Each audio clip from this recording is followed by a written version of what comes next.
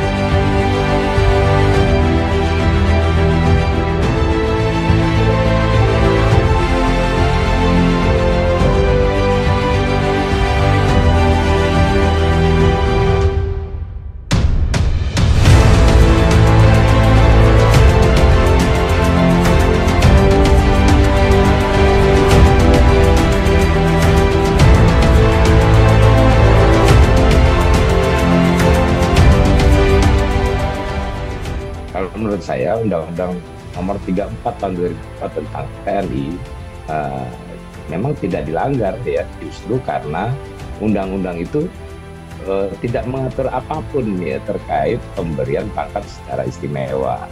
Nah, keputusan pemberian pangkat secara istimewa kepada Menteri Pertahanan Prabowo Subianto itu sepenuhnya didasarkan pada Undang-Undang Nomor 20 Tahun 2009 tentang gelar, tanda jasa, dan tanda kehormatan. Di undang-undang itulah terdapat istilah pengangkatan atau kenaikan pangkat secara istimewa.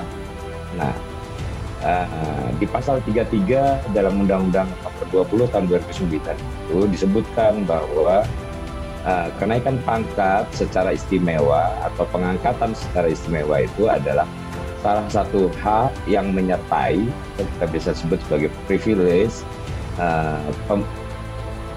atas pemberian tanda kehormatan bintang militer oleh negara. Jadi privilege itu merupakan bentuk penghormatan dan penghargaan dari negara kepada penerima tanda kehormatan bintang militer.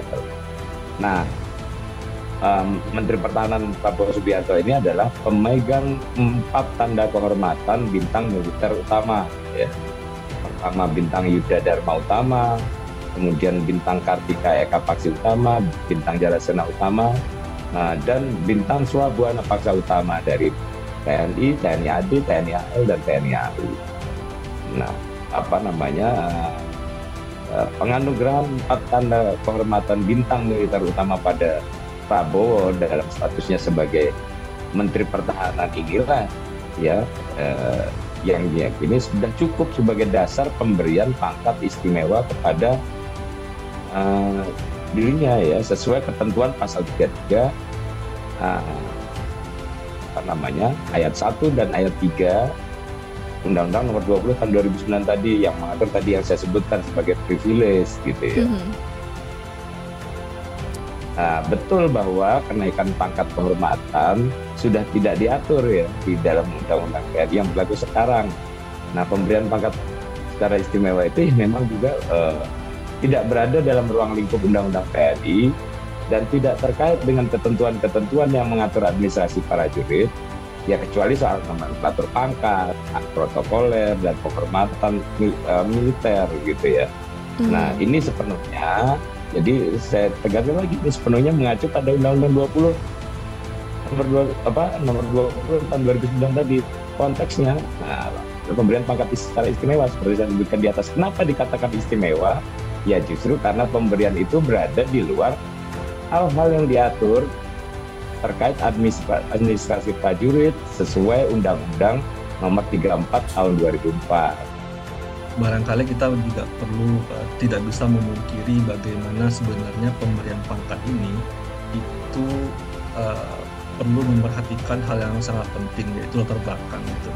Karena rekam jejak PS ini itu kan sebenarnya harusnya menjadi tolak ukur dalam pemberian ini gitu. Karena bagaimanapun yang bersangkutan ini dalam bahasa surat keputusan Dewan Kehormatan Perwira itu diberhentikan dari dinas aktif keprajuritan, yang latar belakang pemberhentiannya itu adalah karena berbagai tindakan-tindakannya yang dianggap mengingkari profesionalitas militer gitu. Jadi pemberhentiannya ini bukan karena pensiun dini atau bukan karena memasuki masa pensiun gitu ya.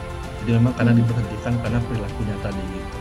Sehingga kondisi ini seharusnya menjadi pertimbangan utama dalam pemberian entah itu gelar atau pangkat kehormatan ini gitu. Kenapa itu menjadi pertimbangan penting?